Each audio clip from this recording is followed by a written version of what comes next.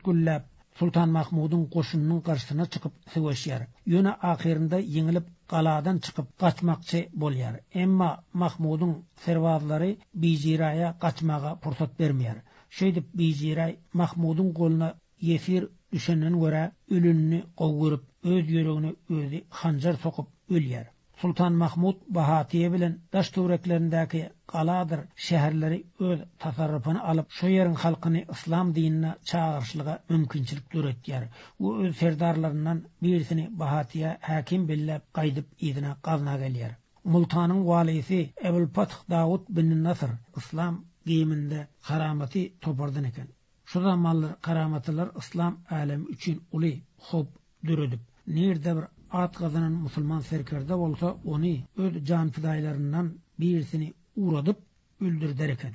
Sultan Mahmud islam alemine hop döredici uşbu fitnetçilerin soňuna ýetmek üçin 1006-njy ýylyň aprelinde gazyndan Multana waka uraýar. Sint derýasyndan Multanyň golynyň geçmäni howply görüp Sultan Mahmud Pişawyryň ýakyndan derýadan geçmeklige bel baglaýar. Ýöne şu ýeriň rajasy Enenpal sultanyň ýoluny kesip söweşe diýär. Mahmud'un goşuny maýbermän rajanyň leşkerini ýeňip gaçmaga mejbur edýär. Raja Enenpal gaçyp Keşmiriň daglarynyň arasynda baryp dulanýar. Sultan Mahmud uzaklara barýança goýar. Raja Enenpal'ın goşunyny firpitrak edenden soň Sultan Mahmud Multana waka ýönükmäge hökm berýär. Dawud bin Nasr'a Sultan Mahmud'un güýçli goşun tartıp üstüne gelýän habar ýetişýär. Ol korkunjundan Multany goýberip bir näçe ýaralylar bilen Sint derýanyň kinaryndaky bir tokoýlyga baryp gizlenýär. Ýöne Dawud'un muhafyz goşuny Multanyň galasynyň gapysyny beklep sultan bilen bir näçe gün söweşe diýär. Sultan Mahmud tirahir 7 günde galany fethedip alýar. Şäher halky 2 milyon dirhem pul söweşiň garamatyny töläp öz janlaryny otarýarlar. Ýöne garamatylaryň birine de aman bermän gyrýar. Sultan Mahmud Multanyň hakimlik Raja Jipalyň agtygy Sukfala tapsyrýar. Ol islam dinini kabul edip Nawasaşa ady bilen meşhur bolýar. Ýöne 1007-nji ýylyň dekabr aýynda Sultan Mahmud Illihanyň garşysyna söweşip ýörkäsinde Sukfal mürtet bolup islam dininden gaýdyp o sultandan hem ýüz urýar. Emma Sultan Mahmud bu wakany eşdip dessine gaty sowuk bolup gar ýagyp duran bolsa da balykdan göni Multana ýönügip bir näçe günde Multan gelýär. Sukfalda sultanyň garşysynda durar ýaly güýji bolmandan soň Sultan Mahmud'un gelýänini eşdip öz ýakyn garyndaşlarynyň ýanyna Koýistan enemek ýani Duzly Dagystana baryp pena alýar. Soň gola düşüp Sultan Mahmud ony zindana atýar.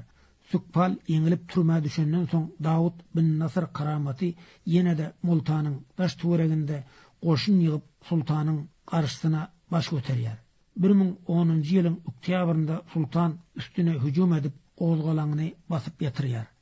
Dawudyň özüni bolsa tutup alyp Gorak atly ýeriň türmesinde zindana taşlaýar. O onuň goşunynyň gurragy kyrlyp galany ýesir düşýär. Şeýdip bu fitnelerden Sultan Mahmud nejat tapýar. Öň bellenip geçilşi ýaly Mahmud bilen Illihanyň arasynda dostlukly gatnaşyklary ýola goýmak üçin bir alalaşyga gol çekilip şo alalaşyga laýaklykda Ceyhun Amy derýa iki paşalygyň arasynyň serhedi bolup bellenýär. Ýöne şo alalaşyga garamazdan Illihanyň gözi Horasanda bolup Sultan Mahmud Sukfalyň üstüne 1006-njy ýylda leşger tartyp Multana urgan destine Illihan pursatdan peýdalanyp Horasanyň üstüne hüjüm edip basyp alýar. Sultan Mahmud bu habary eşiden badyna hawa gaty sowuk bolsa da Multanda dinçlik döredip öz adamlaryndan birisini Multana hakim bellep eglenmän Horasana ýönükýär. Horasana baryp Illihanyň üstüne bela ýal goýulyp serdarlaryny ýeke-ýekeden çöplep baryny basyp ýesir edip alyp gaýtadan Horasany öz goluna salýar. Illihanam Imsimoturman Sultan Mahmud'dan ýeňilenden soň öz ýakyn garyndaşy Kaşgaryň walisi Kadyrhandan ýardym alyp ýene-de bir gedek Horasany basyp almak niýeti bilen Ceyhun Amy derýadan ileri Mahmud'un hökm sürýän ýurduna geçýär. Sultan Mahmud Illihanyň leşkeriniň öňünden çykyp Balhyň golaýynda gaýtarýar. Iki Türkmen serdarlarynyň leşkeri ganly söweşe başlaýar. näçe gün söwüş dowam edip ahir Ýeňiş Sultan Mahmudy nesip edip Illihan goşuny bilen gaçýar we Illihan 1013-nji ýylda wepat bolýar. O onun izine iýe bolanlara Mahmudyň garşysyna durup söwüşi dowam etdirýärler. Tirahir Mahmud mejbur galyp Jeyhun Amy derýadan gaýra geçip Illihanyň ýurduna hüjüm edip onun paýtagty Samarkandy basyp alýar. Ana şondan soňra Türkiýe halklarynyň ýaşaýan ýurtlarynda Sultan Mahmudyň at awazasy o gujur gaýratlygynyň dabarasy giňden ýaýraýar. 1025-nji ýylda Kaşgar hökümdary Qarahanyň özi Sultan Mahmuda duşmak üçin Samarkanda gelýär. Bu iki Türkmen serdarlary dostlukly ara gatnaşyklary ýola goýmak üçin özara ılalaşyp soň Kadirhan öz ýurduna Kaşgara gaýdýar. Kadırlı Türkmen halkı bilşiniz ýaly soňky günlerde käbir sammyklar Türkmen halkynyň taryhyny galplaşdyrmak üçin finansiýar, emma Türkmen halkynyň gadim taryhyny hiç bir güýç galplaşdyryp bilmez.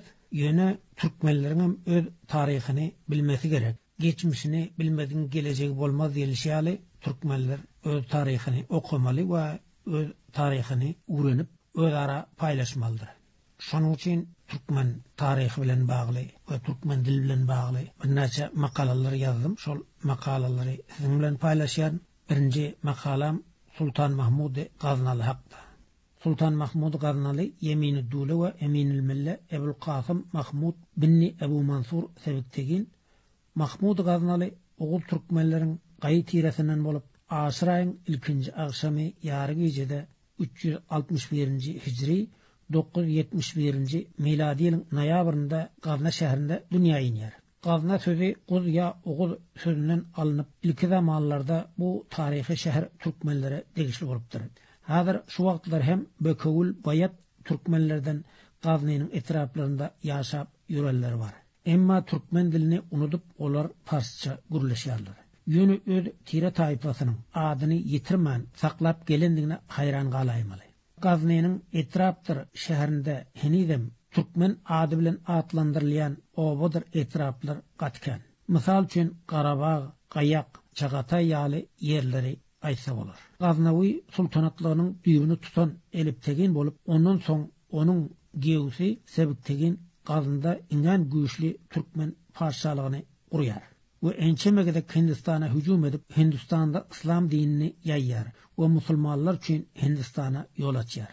İslam dini gelmedinden öň Türkmenleriň arasynda tagtegin, alptegin, sebektegin, ýagny şazada dilen atly adamlara taryhy kitaplar okanynda duş gelmek bolýar. Şolaryň biri hem sebektegin bolup, onuň gaýratly perzendi Sultan Mahmud atasynyň ýyzynda Gaznada iňen güýçli paşalyk gurup Hindistana 17 gede hüjüm edýär. Hindistanyň gaty kan welaýatlaryny ol öz paşalygyna şamil edýär. Mahmud ýaşlygyndan okuwa başlap ilki bilen Qazi Ebu Nasrdan ders talim alýar. Biraz ululandan soň harby talimi öz atasy sebekteginden alýar. 15 ýaşyň üstünde Hindistanyň rajasy Jipal bilen sebekteginiň arasynda ýüz beren sowuşda Mahmud hem oňa goşulyp söwüş meýdanynda merdan alyp görkezýär. Şondan biraz wagt geçenden soň, ýagny 997-nji ýylda Bukhara paşasy Emir Nuhyň bir näçe serkerdeleri garşysyna çykyp söwüşýär. Emir Nuh şolaryň gozgalagyny basyp ýatyrmak üçin sebekteginden ýardam soraýar. Eglenmän sebektegin Mahmudi Emir Nuhyň ýardamyna leşkere baş edip ýollaýar. Emir Nuh uwanjyndan Sultan Mahmudi gymmatly serpaýlar bilen silap we Seyfuddula lakabyny oňa berýär. Hem de Horasanyň sypasalarlygy waliligini hem berýär. 997-nji miladi ýylda sebektegin agyr kesel bolup ölüm ýastygynda ýatyrka, ýanynda kiçi ogly Ismail bar eken. Ismail'in enesinin eden tagallasynyň mejbur galyp Ismail'i sebektegin özüne orunbasar edip paşa bellep dünýäden ötýär. Uşbu waka ýüz beren wagtynda Mahmud Horasanda eken. Bu habary eşiden dessine Mahmud Ismail'e ilçi berýär. O şu ilçiden şeýle mazmunda hat hem gönderýär. Sen menden ýaşyň kiçi, u ökde tejriben hem ýok. Şonuň üçin hem sen parçalygy maňa ber, ýöne şondam ygtyar seniň golunda bolsun. Maňa diňe jihad etmäge we Hindistana leşker tartmaga hem de garşydaşlary basyp ýatyrmaga pursat berseň bolýar diýär. Emma Ismail bu hüdri kabul etmeýär. Mecburi ýagdaýda Mahmud öz dogonunun garşysyna gazyna goşun çekmeli bolýar. 990